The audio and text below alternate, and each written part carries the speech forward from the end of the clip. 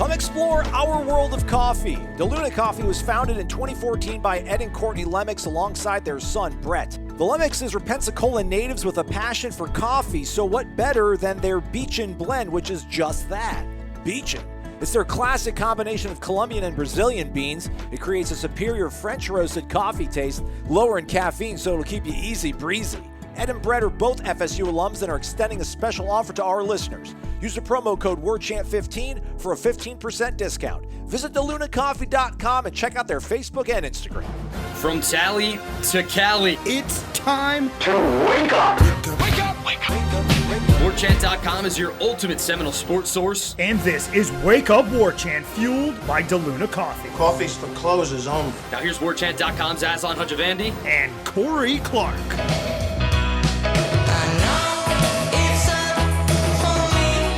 Wake up! What's up, everybody? It is Wake Up Warchant. It is fueled by DeLuna Coffee, DeLunaCoffee.com. Come explore our world of coffee. Use that promo code WARCHANT15 during your exploration of aforementioned website for a 15% discount on all the delicious blends of coffee they have over at DeLunaCoffee.com. You on YouTube, what up? Hit that thumbs up. That'd be cool. Subscribe to the YouTube channel as well, totally free. Hit subscribe, lower right corner. Hit the bell, set your notifications. And then get over to WarChant.com. Check out whatever Corey's wrote, because it's going to be top-notch as always. Corey Clark, what's up, man? I'm living, buddy. I'm living. How are you doing? You doing all right? Yeah, man. What about, how's your nose, man? You got everything picked out of there, clean, good, looking good again? So the stitches are out. Still, it's a little scar. She said, the lady that did it said it would be about 6 months until it looked normal to me. And I'm like, hey, I don't know if I got that kind of time. I thought it was just going to be a couple of months. But otherwise, said it looked good, looked normal. Just a weird kind of little scar on my nose right now. Not a little one. Pretty big scar on my nose that hopefully will be gone by this time next year. Did they do like another scan or anything on you, or they know they got everything when they went in? No, they got everything from that spot. I need to get a full body scan. Oh, really? But I mean, I do. Yeah, I mean, I think everybody probably does, especially if you find one. You might as well have them look all over you. But I was at the plastic surgeon for this to take the stitches out, so I didn't make I got to make an appointment for the dermatology place to do a full body scan. So okay. I'll keep everybody up to date. Please do. Please do. WarChant.com, your ultimate Seminoles sports source. Again, check it out. Corey's got something up there, I'm sure. Running backs, right? That's what you wrote about. Running backs. Jay Sean Courtman. Speaking of running backs. Just Jay Sean, not the running backs as a whole. Gotcha. Speaking of running backs, good night, sweet prince. Not Devontae. Deonte Sheffield. Loyal Seminole. Waited his turn. Waited through 3 coaches to finally get a scholarship. Finally got it last year. But however, has gone ahead and submitted his goodbye on Twitter to the program. Sounds like he's leaving with no animus, no ill will. Wishes the program well. Asserted his belief in Coach Norvell being able to get this thing turned around, but just wants to, what's best for him would be to transfer. So best of luck to him in his future endeavors, which I hate saying that because that's like the generic standby, like passive-aggressive thing, like when someone like quits, like, yeah, we decided to part ways. We wish him best in his future endeavors. It's like, yeah, but do you really? I do. I hope everything goes well for him, man. I hope all the guys that transferred out of here continue to do well. DJ Matthews, I know he tore his ACL. That's a bummer. He was kind of maybe finding a little bit of a groove up there in Bloomington, but Deonte Sheffield gone, so at least, the tight end room is still doubly as big as the running back room. So at least we got that. Plenty of depth there. And look, they seem to be set at running back for now. Look, that guy wasn't going to play much, so it makes sense. You know what I mean? Like, it wasn't like he was second string; he was fifth string, maybe sixth string if you count Ja'Kai Douglas. Why did he always point that out? Like, why do we all? I mean, like, we get it. Yeah, right, man. Like, yeah, we know he's going to play. No one thought he was. Well, no. The point is that's why some people are like, why do so many players leave the program? Well, it's.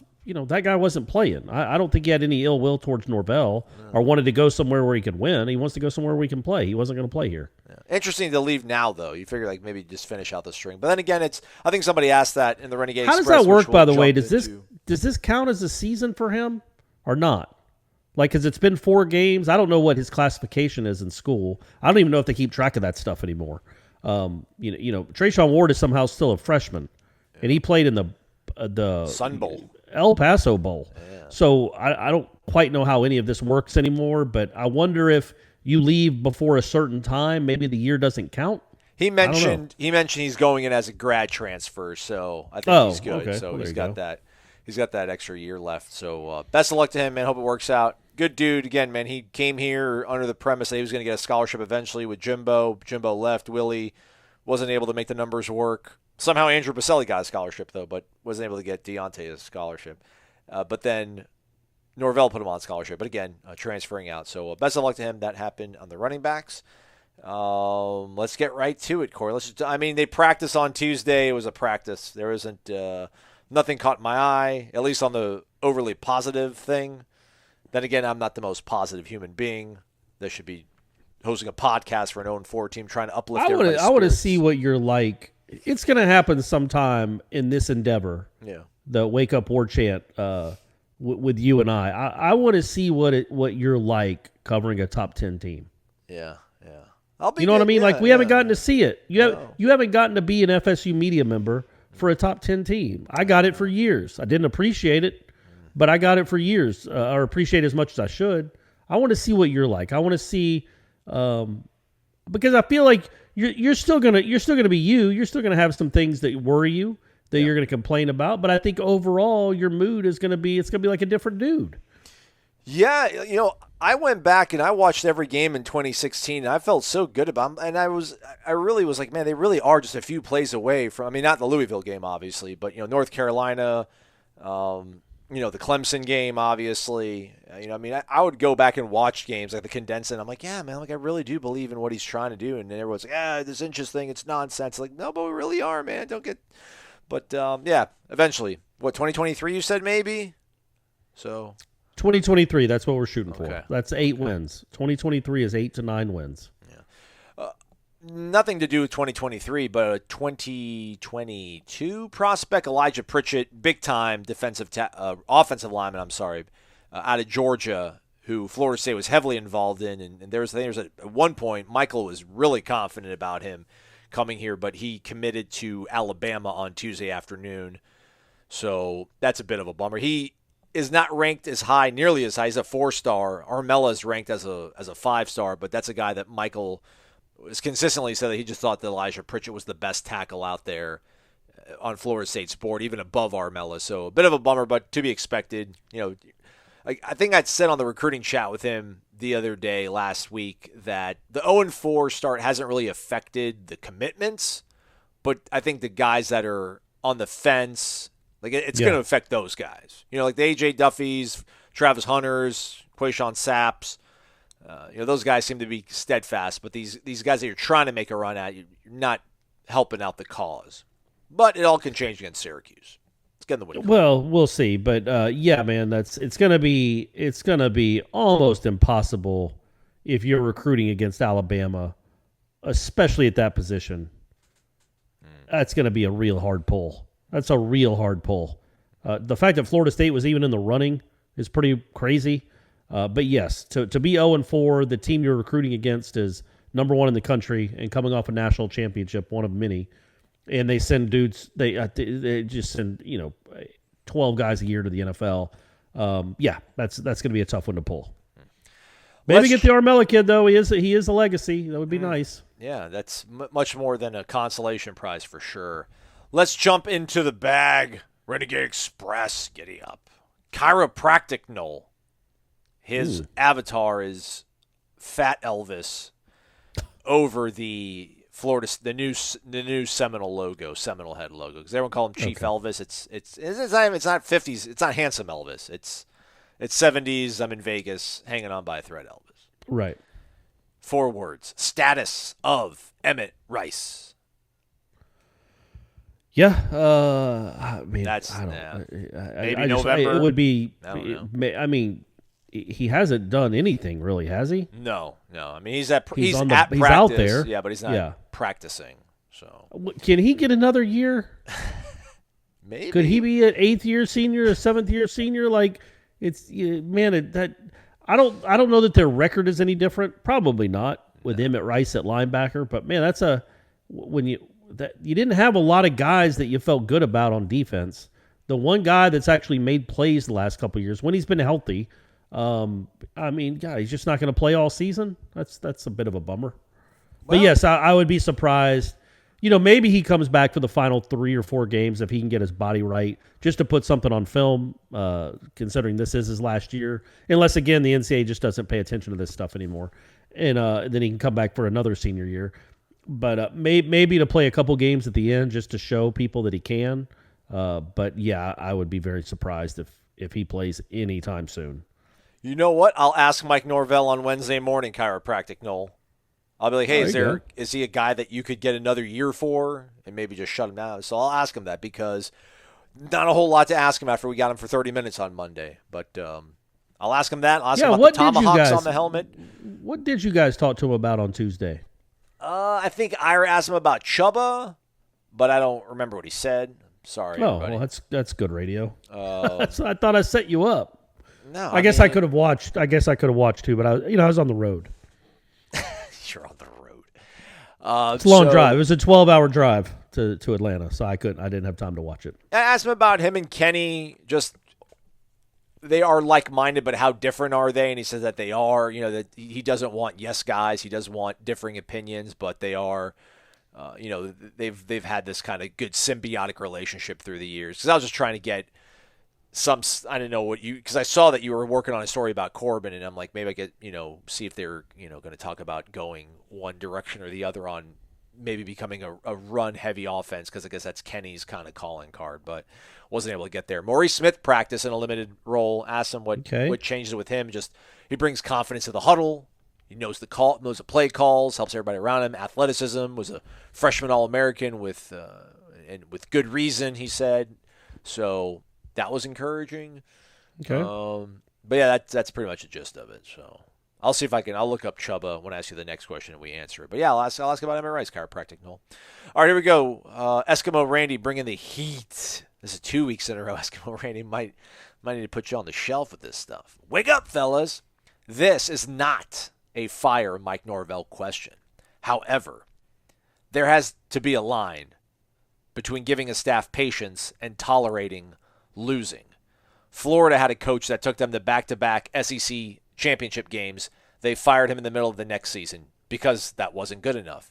Do you think if these past 2 seasons had happened at Florida, they'd be praising the fight of their 0-4 team and run it back for year 3? Would Georgia? Would Ohio State? FSU has had just as much, if not more success than all those programs over the last 40 years, but we seem to be much more okay with tolerating losing. I don't know why that is. Wow, there's no good way to answer that, Randy. It's true. Yeah, it's crazy. It is. We're 0-4, and I mean we talk about it for at least 5 minutes every show. Like we can't come here and yell every day, but I don't know. I'm sure there's people that listen to the show that are probably like, wow, you guys are at best apathetic, at worst accepting, and not embarrassed or upset by this start. So I understand where that question comes from. No, I mean, Kirby, I'm trying to think what they would inherit. I can't even formulate that hypothesis in my head. Like Ohio State going on a 3-13 run, 3-12 run, whatever it is. Kirby being 0-4. I can't even. It doesn't even seem like that's reality. So no. I just don't. If you want to have any semblance of a chance to be average in 2022, you can't blow this up in 2021 again. You just can't. You just don't have the money to get somebody that's proven. Who's the proven? Who's the guarantee that's going to come? Dan Mullen is as close to a guarantee as you could have gotten, 4 or 5 years ago in college football. He had already proven it in the SEC and had done pretty darn well. And if he'd have paid the money for Cam Newton, he might have won a championship instead of trying to turn Auburn in. So he proved what he could do. He was proven. But other than that, it's all a crapshoot. And could Florida State go out and get a proven guy? I mean, who does that even mean? He only had like one 10-win season. At Mississippi State?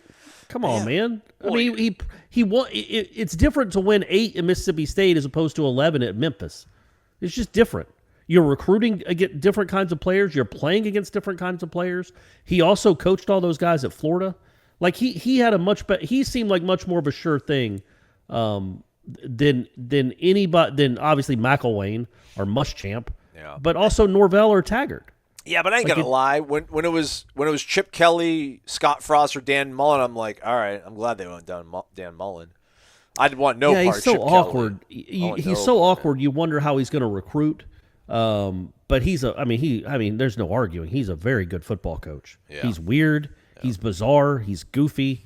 He's kind of cringy, but he's a really good football coach. He was about as proven as you could get. If there was somebody out there that you're like, yep, that dude will turn it around. There is no doubt he will turn it around. Hugh Freeze? Why don't we cut bait? No, man, and Hugh Freeze brings his own crazy baggage anyway. But I don't know, man. We're here because of this stuff. Like we wouldn't want to touch Urban Meyer. If we got hit by a bus, we're not hiring Urban Meyer. That wasn't me that said. That wasn't me. I know, but that's the school's got this weird thing. We're like, hey, man, Bobby was lovable. That's not happening again. We might have a coach that we don't like. We might have a jerk again like Jimbo Fisher. I just want to win, man. I just want to win again, Corey. That's all I want. I just want to win. I mean, look, if I guess some fans will be okay with somebody like Hugh Freeze that cheated his balls off at Ole Miss and then has won at Liberty. I mean, that's cool. Or where is he now? Is he He's at Liberty? At Liberty, yeah. He lost to Dino. Dino Babers and Cuse took him down. Yeah, he just lost to Cuse. But he's a guy that can coach. He's an offensive guy. But again, I wouldn't say Hugh Freeze isn't nearly the guarantee in my mind that Dan Mullen was. Right. He just wasn't. He well, isn't. hey, but the they point wanted being, him. Sorry, not to interrupt you again, but they wanted him when they went to get McElwain. They wanted Freeze, but Freeze stayed in Oxford. And then that's how they ended up with McElwain. And that scared the hell out of me. Like, oh man, Freeze in Florida. Yeah, man. Hugh Freeze, if he can stay above board or at least be smart about it, I think he could. I mean, he showed what he could do at Ole Miss. I mean, we saw how he got those kids there, but still. What if Lane beats Bama? Would he be a good automatic? I know it's just one game, but like, would that go towards you thinking that he's a guy that could probably just show up and your floor is 7 wins? I think he automatically makes your offense. He would be number one. He'll have done it at Ole Miss offensively. He's got. I mean, that's a great offense. Now it's a great quarterback, but Lane Kiffin knows what he's doing offensively. But yeah, I wouldn't let it hinge on one game. The point being, it doesn't matter. This is all. We'll see. Ask me again in November about Lane Kiffin, and I might be like, yeah, man. He could definitely turn Florida State around. If he could do that at Ole Miss after the mess that Hugh Freeze left and get that offense to be the 3rd best offense in the country, he can go get players and get players for his system, get dynamic players, maybe get a quarterback that can play finally around here and win some games. But the point is, I don't know that I would characterize Florida State as being okay with losing. I don't feel like the fan base is okay with this. And I don't feel like the administration is okay with this. I just don't know what you want them to do. Fire someone after 4 games? Right. You just fired somebody after 2 years. And the person that would be if they fired Mike Norvell, the person that would be making the hire is the person that hired Mike Norvell. So how does that give you confidence? Is he going to get the same search firm? Like, if you think it was an utter disastrous hire, then the machination, the machine is still in place, the machinery is still in place for the same people to be making the same decision on the same job. So there's I just don't, plus the money situation. Yeah. But anyway, the point being, I wouldn't characterize them as being okay with losing. But at this point, you don't have much of a choice. You just have to grit, you have to suck it up and wear it. You're just going to have to wear this year. If it's just like this again next year, that has to be a wrap. It just has to be. But right now, you just have to suck it up and wear it. And it's awful. We were talking about it on headlines, man. Or maybe it wasn't even on the show. It was just in between breaks. Like, this is hard, man. Nobody gets into this job to talk about an 0-4 football team. Especially when you're at Florida State. We're not at Tulsa. I don't care about us. I care about like my brother and my buddies. No, but I mean, and listening, people listening, people being a fan, a lifelong fan of this team. This is like, I don't know, man. It's like the Yankees going 60 and 100 for 3 years in a row. Like it just doesn't even compute what's happening. But I think if you can take the approach of this season is lost, this team is not any good, they are not going to win more than 2 or 3 games. I know that already. But man, maybe next year they have a chance. And again, next year it's not going to be 10 wins, but maybe you get to 6 or 7. And then the year after that, you get to 9 or 10. I mean, that has happened. It's not an impossibility. A bad start does not mean that Mike Norvell can't win games here. But by God, could you not just back up against Jacksonville State? Anyway, sorry. But it's a fair question. I just don't think you could say they're okay with losing. It's just there's a reality of, okay, fire Mike Norvell. Now what? You want Randy Shannon? You want Odell to run it back again? Just might as well hire Odell because he's the only person you could afford. So, you've got to ride this out. You've got to see what happens this recruiting class. You've got to see what this team looks like in November compared to what it looked like against Jacksonville State and either believe in the direction the guy's taking the program or not. What if they'd have gone 0-9 last year, Aslan? And they were 0-4 right now? Yeah, but yes, right. But they were a 1-8, 0-9 team last year. I mean, look at that thing, man. Their losses were abominations. Correct. I mean, all their losses, they got destroyed. Other than Georgia Tech. But yes, correct. Other than the first one, yeah. They were, the Louisville, Pitt, NC State, they weren't competitive. The Miami game is, and you're lucky for, I guess, I don't know, for him that Florida is, and that's the thing too, like if he would have lost to Florida last year, if it would have been 3-10, or I don't know, 3-9, whatever would have worked out, and played Florida and lost, oh man, at least. They would have, but they wouldn't have just lost. Yeah. They would have given up 60-something points. We've been humiliated. Yeah. Yeah, and just like Clemson too. Think about that team. They were 3-6. If Jordan Travis doesn't play, they lose to Jacksonville State. Correct. They definitely lose to North Carolina, and they probably lose to Duke. Yeah. Those are their 3 wins. And they were, the North Carolina win came down to basically a kid dropping a pass. That was an 0-9 team that didn't even have to play Clemson and Florida. That was an 11-loss team. Oh. So if you look at it through that lens, how bad that team was, because it was awful. It had one good half really all season. I guess you could count the Duke game, but Duke didn't even want to be there. Yeah. It was, like you said, it was a favor. If you look at through the lens of that was a 1-11 team or an 0-12 type team, which it was, they were just awful. They got outgained. They were horrible on defense, horrible on offense. This team is better. This team is better. Results matter. I'm not saying they don't. But, I guess it's not even baby steps. It's like little tiny newborn, don't even know any word steps. Like 8-pound, 4-ounce baby Jesus steps. That's how tiny these steps are right now, but they are steps. You wins are all that matters. This is Florida State. But the reality is this coach isn't leaving. So just look for something to at least feel okay about, and they are better than they were last year. The defense is better. The offense is better. Not by a lot, not by enough, but they are better. So maybe if they make another similar gain next year, they could be 2-2, right? With a little luck. Maybe 3-1 with a little luck. I brought this up. If I don't even know who would we say was a good quarterback from like EJ, sophomore EJ Manuel. Mm-hmm. Not senior. What would their record be if sophomore EJ Manuel was the quarterback? At least 1-3. Or are you thinking they beat Louisville 2-2?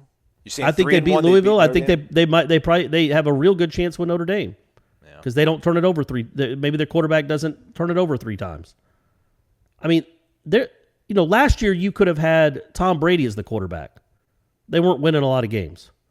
So I guess my point is that they are getting closer to being at least, mediocre. It's more like, no, that's just a Florida State podcast. Come on, man. We're getting closer to being. I don't want to. We're not celebrating. We're not. It's just there's nothing. Nobody's celebrating anything. I know you hear the train I'm on. It's awful. It's a little less awful than it was last year. Okay, that's better. That's better. Yeah, that's better. Next year You hope it's a little less awful than that, and it actually means 5 or 6 wins.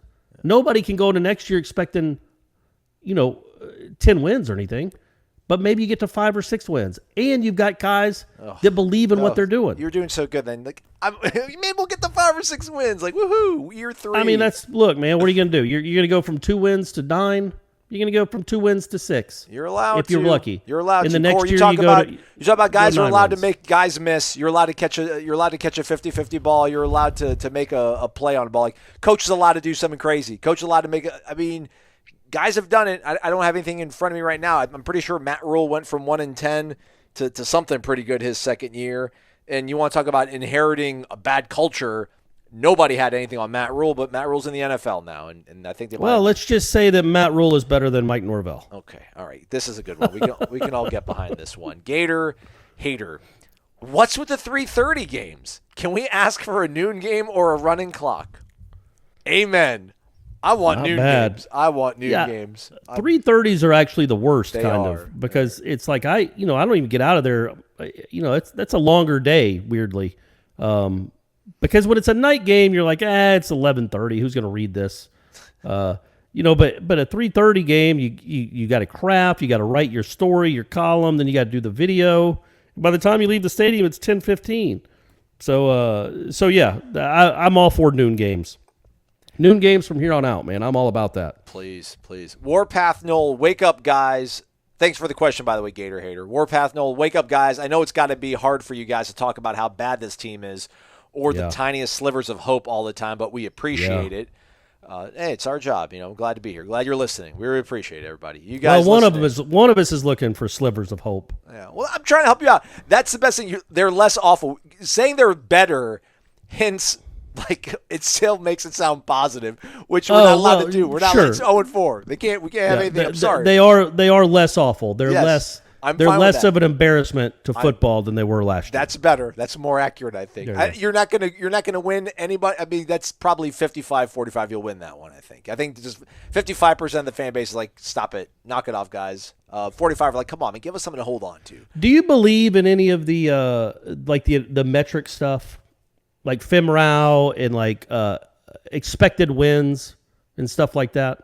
I don't know. I mean, my gut reaction is no, but I don't know enough about like it. Analytic stuff. Like, yeah, so I don't know. I mean, listen, people I trust look into it, but I don't know enough about it. I don't like it. I just always wanted sports to be a gut sort of thing. And I think at the end of the day, what's on the scoreboard should matter. But when you're trying to sell, and I'm not trying to sell, I guess, but I don't want to just sit here and be miserable for the next year and a half. But we don't have to be. We can just point out the truth and then move on.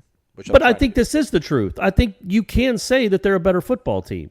And, again, you can, whether they win or lose. And I guess my point is that if you took like I assume they do stuff like this, like the win expectancy of when you add up the yardage and the turnovers and this and that and everything else and luck, and all that stuff that these sites do, these analytical sites do, I would say, Florida State's probably been a little bit unlucky, and they might finish 1-11 or 2-10, and probably should have finished with 4 or 5 wins, just based on their overall numbers. And I'm just telling you, last year, same thing, they should have had 1 win. So all that matters is wins. I get it. Mike Norvell cannot go ask for a raise and say, look, I know we only won 2 games, but we were expected to win 5. So look at that. That's pretty good, right? It's all that matters is the wins. But if you're just looking for hope that the thing is, if you stop the bleeding, and you're starting slowly to turn this thing away from the iceberg, the fact that they are better than they are less awful than they were last year is a glimmer of hope, man. That's on defense. Yeah, I mean, the offense, I don't know. I mean, on defense, they're less awful. I don't know if you can say that about the offense. They are. If you going by the FMRAU guy, who I'm not a huge fan of the guy. I mean, that sounds like I don't like him. I'm not a disciple. I don't really look at his stuff. Last year they were 95th offensively in his efficiency ratings. Right now they're 67th. Okay. Defense was 103. This year it's 66. Okay. So again, those are sizable jumps, but not enough to be worth anything.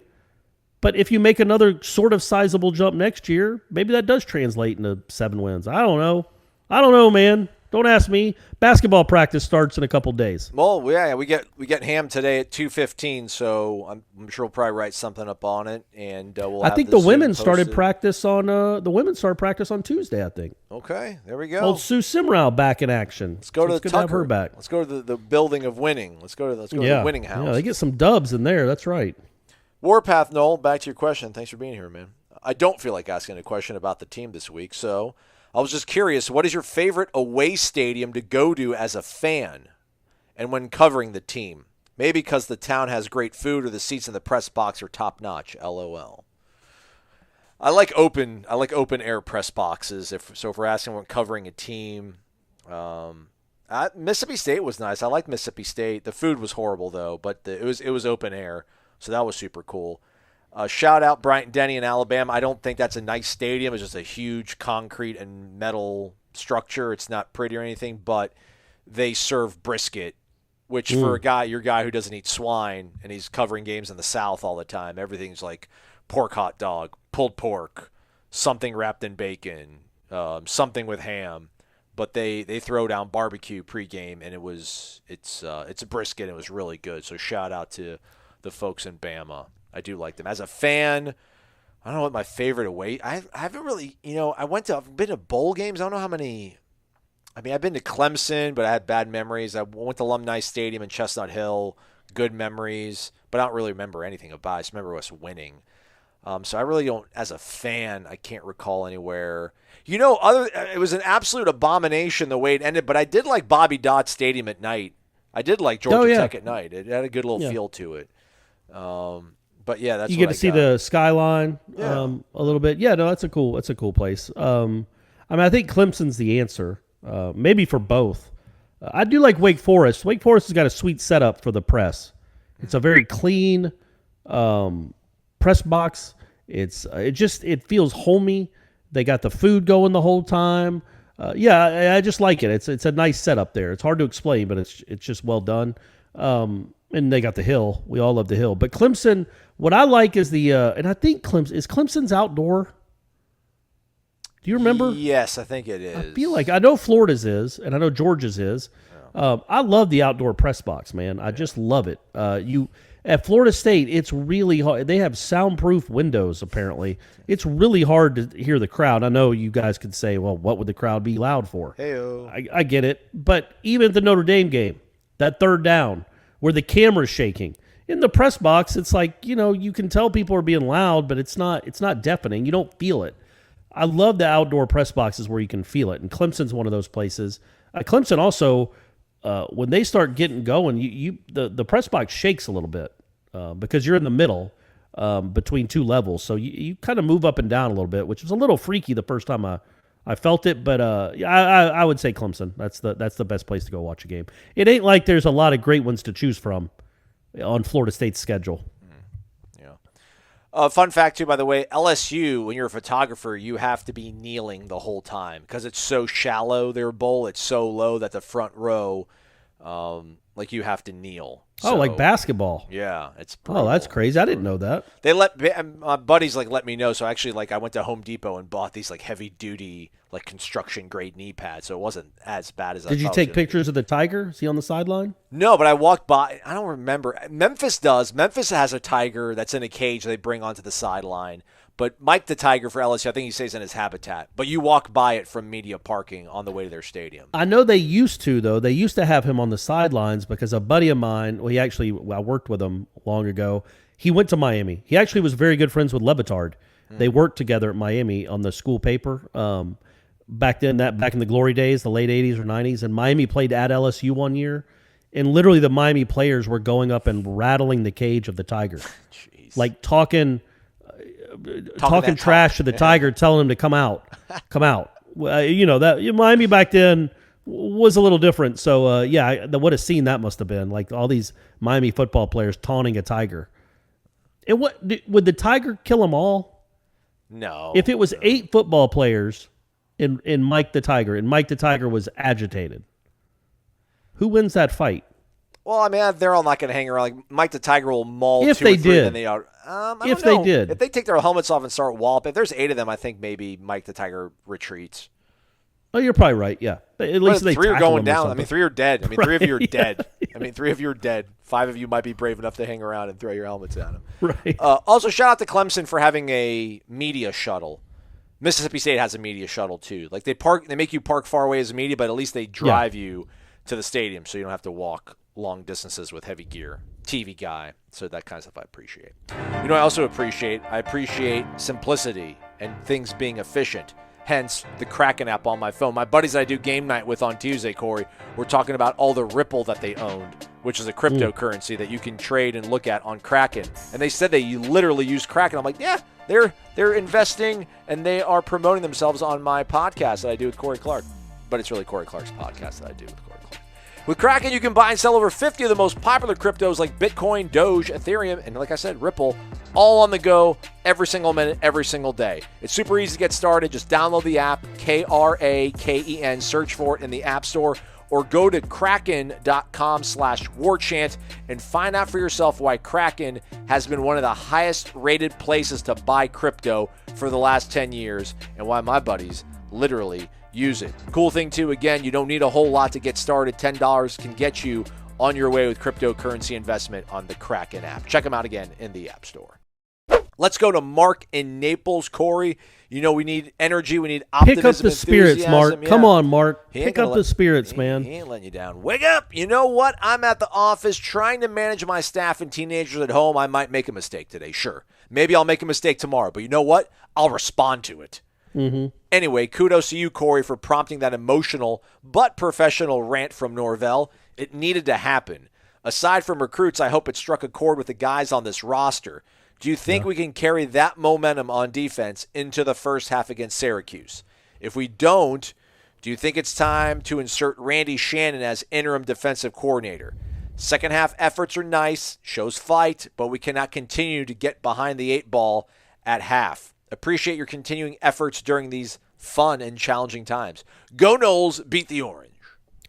Yeah, we talked about that on headlines too. Like, I will be of the opinion if they come out and get steamrolled in the first half again on defense after what they did this past Saturday, if none of that carries over and they show up and it's another just ridiculous effort to start a game, maybe give up a touchdown on the third play. Syracuse, who only scored 24 all week, all game against Liberty, has, 27-30 at half. Yeah, that's a wrap for me, man. Because now it's in there. And it's just not taking. Like, you know what I mean? Like, it's just there's really no excuse to look so bad all the time in the first half. And now they find, like we talked about, I think we talked about it yesterday, like the one thing this defense will finally be able to play with, at least to start a game, is confidence. They should have all the confidence in the world from what they just did. It literally the best defensive performance by a Florida State team in a second half in 8 years. But you lost, though. I mean, do you really think? Well, they lost confidence? because of it was how horrible it was in the first half. Yeah. But if you're looking to build on things and to get confidence, you just put on film for 8 straight drives. I mean, 8 straight drives where a team didn't score, they punted. I don't even know if they got inside the 30 or the 40. The only time they got inside Florida State territory the whole half was after the 4th down play, the no-look snap where Jordan Wilson's like, I'm not blocking this dude. Go make a tackle, buddy. But so they were dominant. And if they come out and revert back to what we've seen so many times and they don't take anything away, I'm not looking for them to have another 60-yard half or anything. But you saw that, Aslan. That looked different. That second half looked different. It wasn't like they missed dudes wide open or guys were slipping and that's why they got off the field. They were They were beating blocks out wide. They were beating blocks at the line of scrimmage. They were sending ball carriers backwards violently. It was if they looked like a different team. And if they come out and then look again like they're confused, they don't know where they're supposed to be, Syracuse just steamrolls up and down the field and picks up every third down, I'll be about done with it. Because then it's like you've given me a little bit of reason to hope with that performance in the second half. Because it was a great performance after the awful performance. If you can build on that, you're like, okay, all right, Adam Fuller, maybe that was the start of something. But if you come out and look like you have for the past, I don't know, 2 first halves, I guess, and you look like the same old Florida State, yeah, then I think we can just chalk that half against Louisville up to being an anomaly.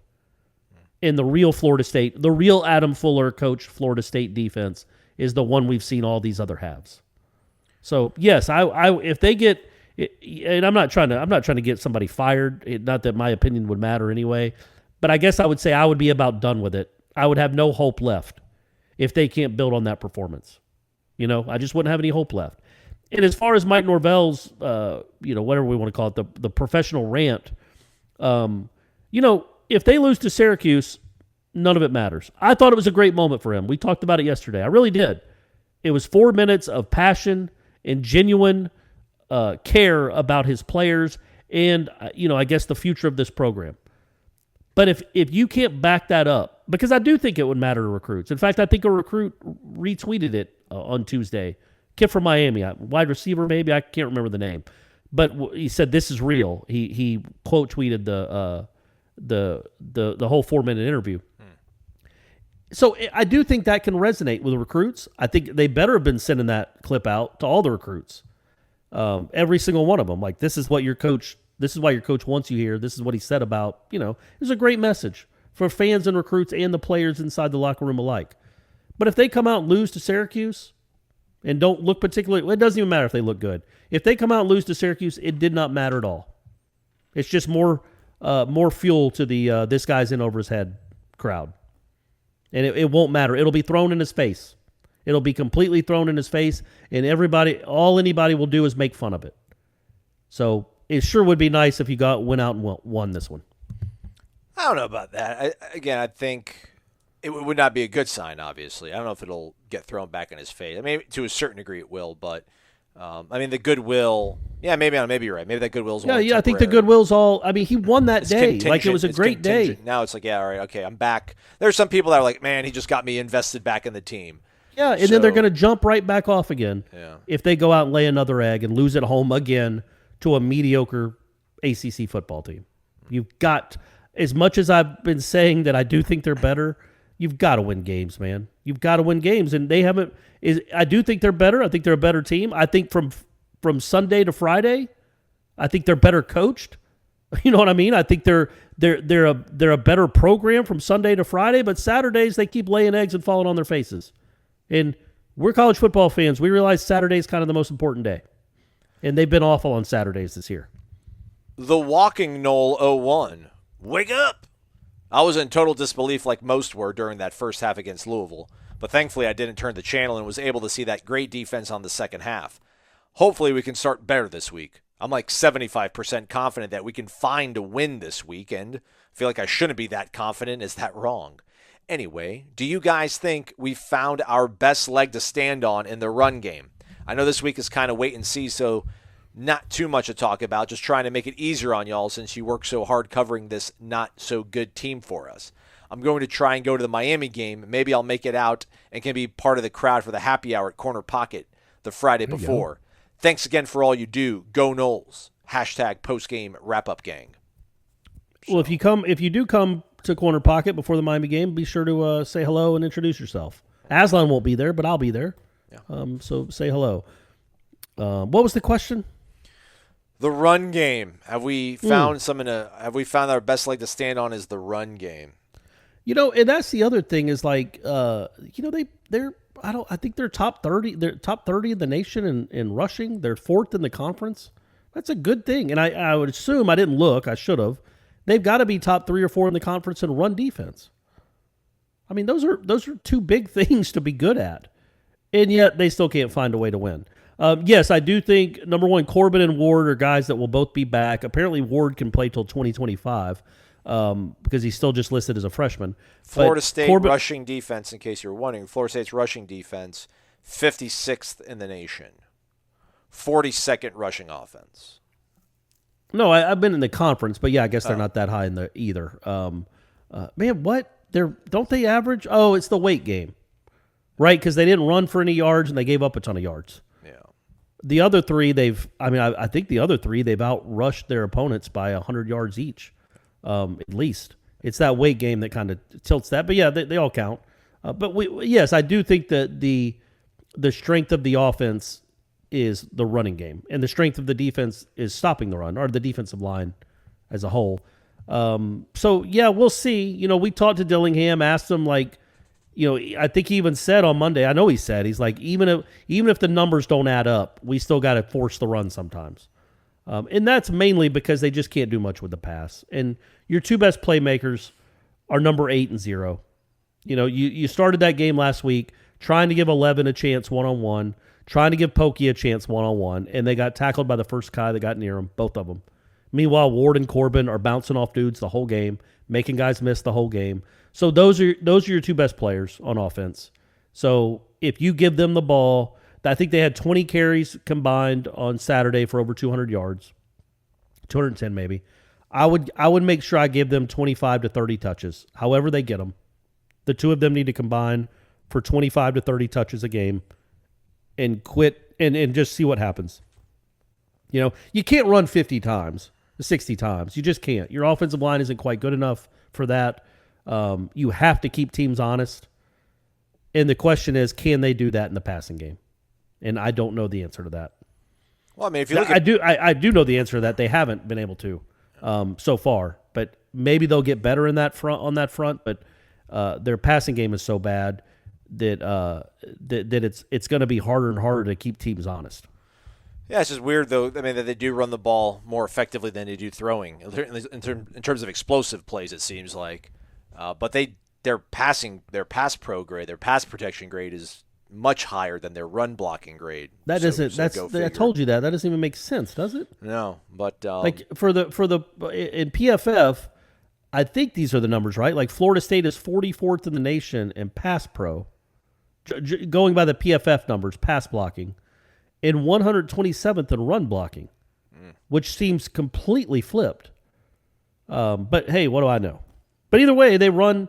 When they stick to the run and don't bench Corbin after a fumble, or they had a bunch of 3 and outs that have to against Wake. They're a team that's going to run for 200 yards, 220, something like that. They got 2 really good running backs. Good news is Syracuse runs the ball a lot too, so maybe this game will be over quick. It could be 2 hour and 25-minute humdinger, 9 completions total. Let's go. It's going to be like Georgia Tech playing Army back in 2014 or something. All right, let's get a couple more, and then we'll wrap it up, and we'll do our live show for you later tonight, 6 p.m., and then we'll get to the rest of the Renegade Express for the Friday show. The live show Wednesday is your Thursday podcast. You guys already know that. Let's go to random_John. He says, good morning, Aslan and Corey. I hope you gentlemen are feeling great today. Corey, how is the nose feeling? Aslan, how's the progress coming on your abodes upgrades? I appreciate the question. Nose feels great. Nose feels great. I'm going to get to take a shower and not. So what I was having to do, Aslan, to get a little behind into the weeds, because they didn't want me right under the shower head, like with the water drilling down on my face on the stitches. Mm-hmm.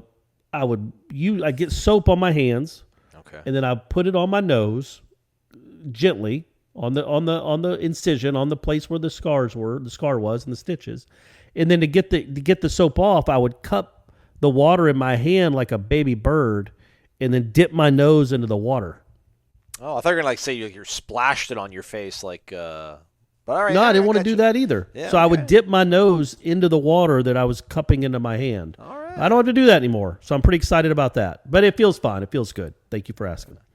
So when you get countertops installed, you have to take apart all your plumbing. Like you have to, not all your plumbing, but you have to take your faucet off and your garbage disposal off. And the sink placement was different than my old sink. I had to put it back together. It was not fun. I dropped the garbage disposal on my hand. I feel like I might have nerve damage on one of my fingers. I got split open. Oh, no. It literally landed on my finger, and it wasn't even the edge, but I think it cut my finger just simply by the force it landed on and the blood that gushed through it. So it's just never going to end. Buy a turnkey house, kids. Just save up. It's worth it. Don't do it yourself. It's just not fun. I mean, it's cool when it's all, you're like, oh, I did that. And it works, kind of. I need to get a gasket and repair something, but it's just still not worth it. I mean, it took way too long. Anyhow, I have to admit, random_John says, I watched some film breakdown of the game.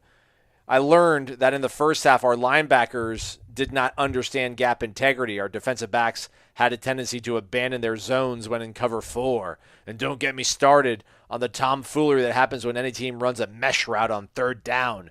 Might as well play the Benny Hill music on third down. However, in the second half, it was as if our players realized they actually have talent. For the most part, they covered their zones. Gainers seemed to be given one read and triggered on it no matter what, and the defensive backs played super aggressive. I want to believe this team had what my late father called a click moment, which is when everything you're taught just clicks and you get it. Well, it's like the bamboo sprouting up. That's really what it is. No it can offense work to your for late defense, father, too. Yeah, it's really about bamboo. If that happened, the last half of our season can be a lot of fun to watch. If not, well, we can at least talk about Zaxby's and DeLuna coffee the rest of the season. Touche. In your opinion, which team shows up from here on out?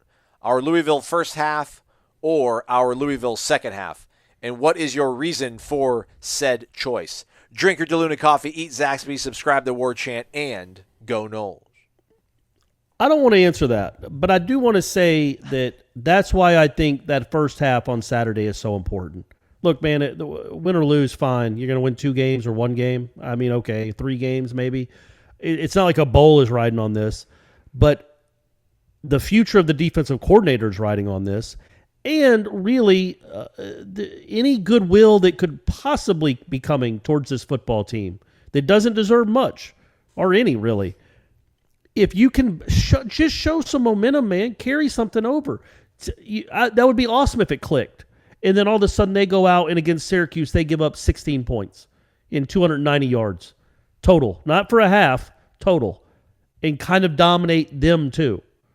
Play like you played and win a game comfortably. Win a game. I mean, win 30-29 if you have to. Win a game. But it just would do so much for the the morale of everyone. If you could actually build on what we saw Saturday against Louisville. But the reason I'm not completely optimistic is, number one, I've seen this defense enough to not trust it. But also, the offense didn't carry jack squat over from the Notre Dame game. And they put up 18 points in 11 minutes and looked great. Put up 24 points and a half against Notre Dame, which is more than any other offense has scored against Notre Dame total. They did that basically in a quarter. And then they carried that over, not at all. Not at all. That was the anomaly. And that's sad to realize now, but that offensive output, that offensive outburst was the anomaly. This is not a very good offense. Now, was that defensive performance on Saturday against Louisville an anomaly, or was it the truth? Is that who these guys are now? And if they are, then yeah, that's something to get excited about.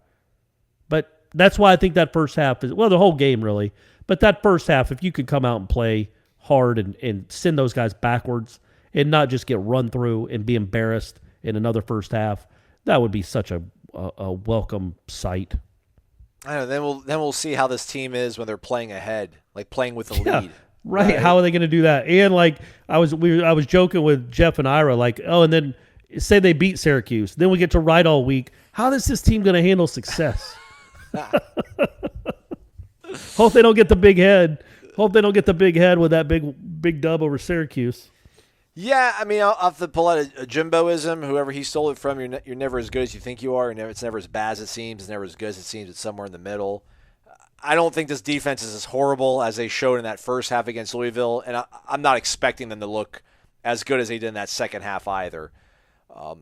Although if I had to lean one way or the other, I think we'll see something a little bit more, a little more firm than what we saw. Wouldn't that be encouraging, Aslan? I mean, you're not expecting them to hold Syracuse to 80 yards and a half. This is going to be crazy. Listen, wouldn't that be encouraging? Syracuse runs the hell out of the ball. They haven't played a strong schedule to start the season off, but when they got a really good running back, they've switched quarterbacks to the guy who was he used to be the QB at Mississippi State, and then he left, and he can run. He's strong and durable, and he can run quite well. He can't throw all that well. But, man, this is like strength on strength for them. Or not for them. This is strength. Their running attack against Florida State's running defense. It really is going to be interesting to see how it works out. So maybe no better challenge than that when you're trying to get some confidence. But what was your question, Corey, that I interrupted you asking me? That was it. Just how encouraging that would be. And again, it's not like you're going to be doing cartwheels. if they beat Syracuse or play well defensively. But that would be encouraging moving forward if they could stack something on the second half of that Louisville game. Yeah, absolutely. If they could look somewhat a reasonable facsimile to what they looked like in that second half, that would be something to get genuinely, maybe not excited, but encouraged about. Genuinely encouraged about something you saw from this football team. Although, I don't know. I wonder if there are some people that would like to see, like, maybe the defense not do well so that they do get rid of Adam Florek. I think some people I think that's – I still think there's a chance, unless they turn into this the rest of the way, which if that happens, maybe he's the next head coach. But if they go the rest of the way, giving up 79 yards and no points every half, he'll be able to name his job. But I think, because of who's left on the schedule, I don't think one good performance against Syracuse is going to save anybody's job. I do think that second half might have very well saved him from, maybe the embarrassment of getting fired midseason. Right.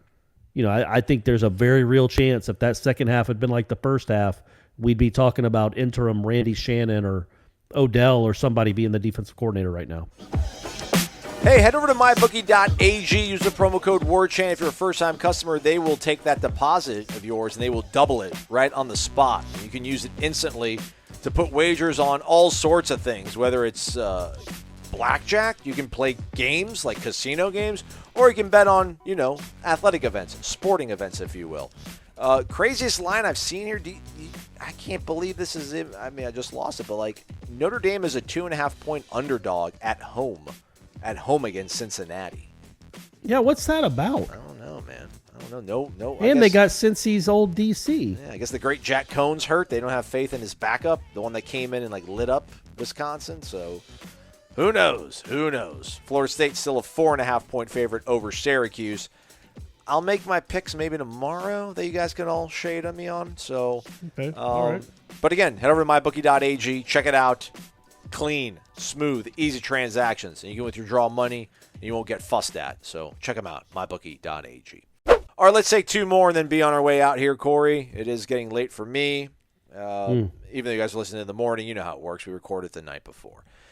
We'll go to, I want to close with this one, so let's see what this one is. Noel 1982, run game question. Wake up. Do you guys believe we will be more run-heavy going forward? I know Dilly tried explaining how many base downs we had to run on and ultimately said we need to get the ball to them more, them being Corbin and Ward. It's been so obvious that that is what's the strength of this offense this year. I also believe a carry from DJ or LT. That would be DJ Williams. Is that the name of the kid from Auburn? And then Correct. Lawrence Toafili is just one less tote that could be explosive. Need to see 35 carries between Corbin and Ward before mixing in the others, unless the game's being salted away. Thanks for all y'all do. Go Noles. I think I agree with that. I think Toafili, no word on if he'll be available this week. He was not available last week. His green jersey on Tuesday. Yeah, so we'll see if he's available.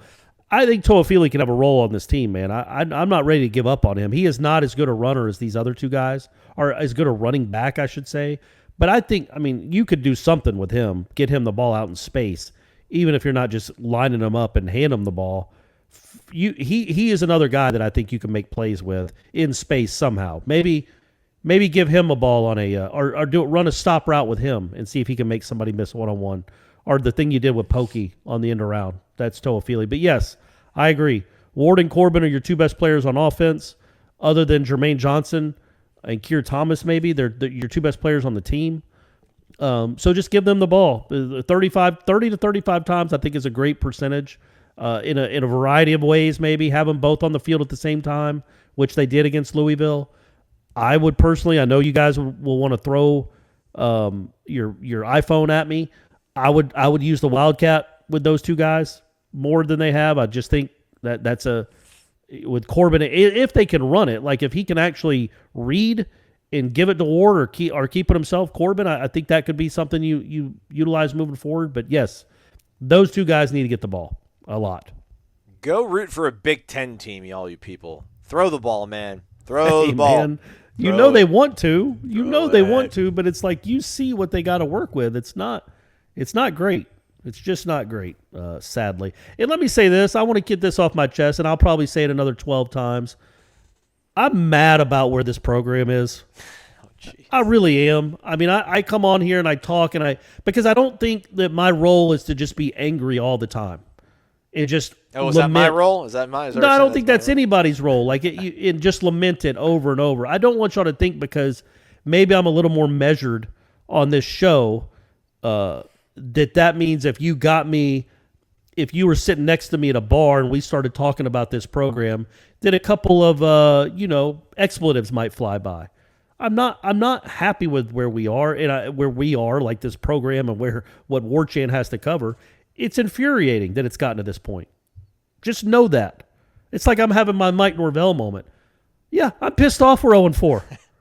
But I'm going to work and I might make some mistakes. So, but yeah, man, I'm nobody's happy with this. And I don't want my tone about trying to like find the bright side of a turnaround and trying to squint really, really hard and see if you can see any progress means that I'm okay with covering an 0-4 football team, and I'm going to make excuses for this guy to be 0-4. He has not done a good job so far. Nobody could argue that because results matter.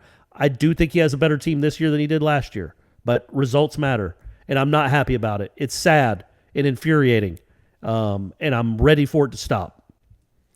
I'm ready for the show to stop, but let's get two more in so we don't make you people said wait two too more last question. I know, but this one is 10 questions that are all rapid fire, but they're all pretty. Okay. They're bringing heat, and then we're gonna go off on a chaser from our guy S Quinn 67. It's a nice one to probably close out the show with. So this is WAC 169 or just WAC 169. Wake up, guys. Corey, hope you're feeling better. I have a series of questions that I'm asking for simply a yes or no answer. No explanation, just a simple yes or no. There are several, but if you answer yes, no, it should move quickly. So please answer yes or no, not trying to kill the speed of the show. Okay. Making rules. As if we're like the up-tempo, I don't even know, like we're the Art Browse offensive podcast. Man, I'm straight from the Jimbo offense. We're snapping it with 2 on the play clock. All right, 10 of these questions. Here we go. Wide receiver coach Ron Dugan's here next year. I say no. Yes. Linebacker coach Chris Marv here next year. I would say yes, I guess. Kenny Dillingham here next year. Yes. Odell retires this year because he's tired of losing. No. I mean, it's a pretty sizable paycheck. And he ain't old. Yeah. Like old. I say no. Chubba Purdy on the roster next season. I'll say yes. Yes. Sign a top 15 recruiting class this year. Yes. I say no. Is keeping an underperforming coach a reason to get recruits? It says DBs stink. I don't know if he's trying to talk about. Is he saying like keep Marcus Woodson so you get Travis Hunter? Is that a reason to keep an underperforming coach? Yeah, if it's that guy. Yeah. If it's that guy. Yes. Then he follows up, is Travis Hunter really worth it though? The whole team sucks. Is one defensive back wide receiver going to make it that much better? Is that going to make a difference, he says. He's worth it, I think. Yes. He seems about as yes. Will Mike Norvell ever win a national championship here or elsewhere? No. Come on, man. No, but who has? There's been 11 guys that have won them in the last 25 years. So that's tough to that's a tough fraternity to join, but the odds are very heavily against it happening. Did Candy Fisher destroy FSU football? No. No, I'm not blaming her. No, yes. Absolutely not. No, absolutely not. No. It's heard somebody else, but I can't say their name. I'll get in trouble. No. As you can tell by my questions, I'm extremely disappointed by what I've seen the last 4 weeks. Yeah, I know, no bleep, expletive listener, but this is on the border of absurdity. It is. I should have read this before you went into your soliloquy, Corey, about that you're not happy. Yeah, it is. It's absurd. Oh, it's absurd. It's absurd, and it would be so much less absurd if they didn't jack around the end of the Jacksonville State game. It still wouldn't mean they're a good team or well coached. But that was such a bad loss in such an awful, inexplicable way that I understand why nobody's on board, right? You know what I mean? Like, it's just that if they were 1-3 with 2 losses to, Notre Dame and Wake Forest are really good football teams. Top 15 football teams. it wouldn't be the end of the world. That loss to Jacksonville State is everything. And you have no excuse. You did it to yourself. There is nobody listening to this show, certainly nobody hosting this show, that would have lost that game.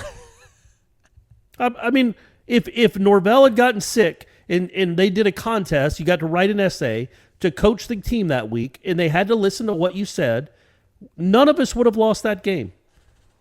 All of us would have been like, why isn't Corbin on the field to put this game away?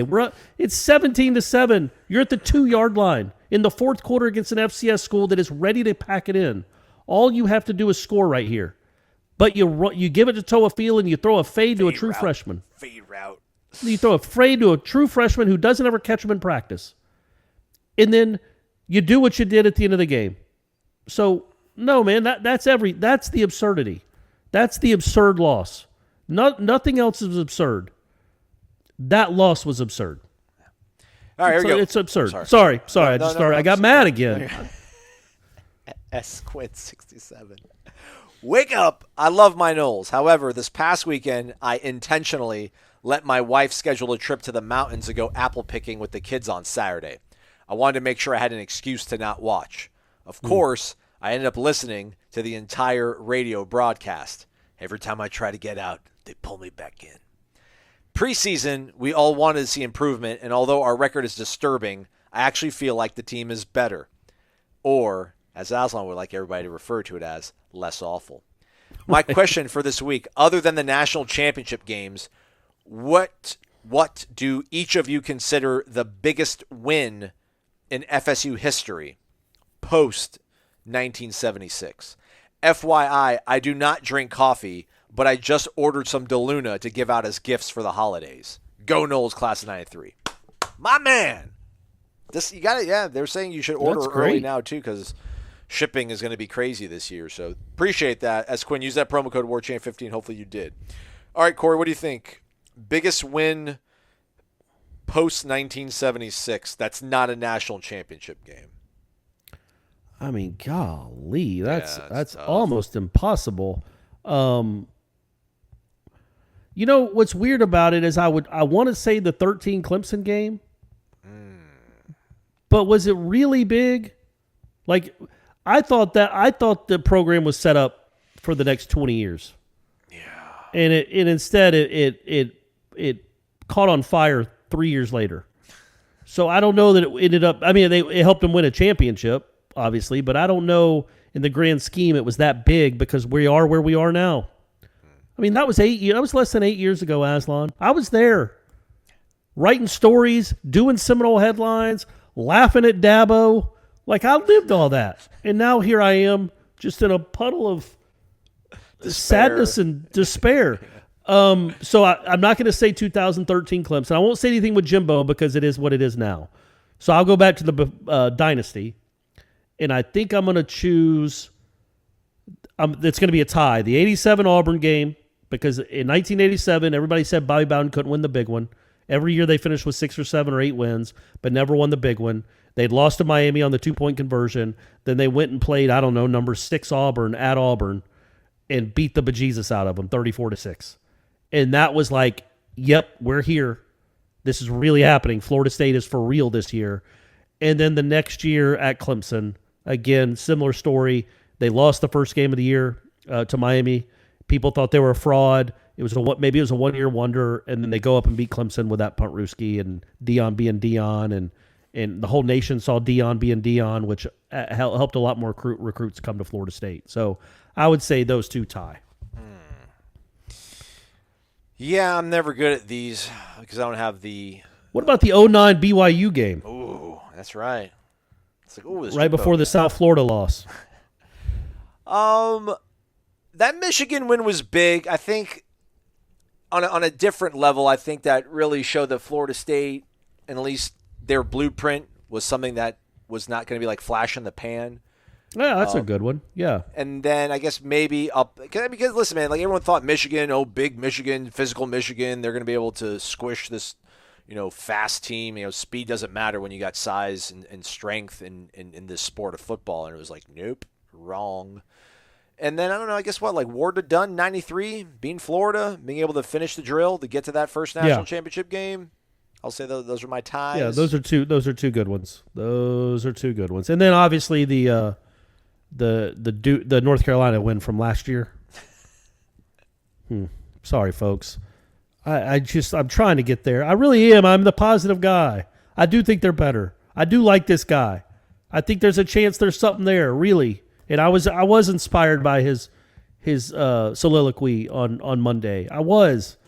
But then the reality of 0-4 still slaps you in the face, and you want to start seeing some tangible results on Saturdays. Don't we all? Well, you can see the tangible show. You can see our faces at 6 p.m. live show, Wake Up Warchant on YouTube. So do tune in for that. In the meantime, they'll be practicing Wednesday morning. We'll have updates, interviews afterwards, and the Jeff Cameron Show at 1 to 3 p.m. here on YouTube, as well as 93.3 FM in Tallahassee. So until then, everybody, have a great one. He's Corey Maslon. Thank you so much for listening to Wake Up Warchant, fueled by DeLuna Coffee. Come explore our world of coffee. DeLuna Coffee features over 24 different blends. DeLuna's unique roasts can be delivered ground finely for drip coffee makers, coarse for the craft crowd, untouched as a whole bean, or even in convenient K-Cups. Founded in 2014 by the Lemmix family, Ed and Brett are FSU alums and boosters who are extending a special offer to all listeners. Use the promo code WARCHANT15 for a 15% discount. Visit DeLunaCoffee.com and check out their Facebook and Instagram.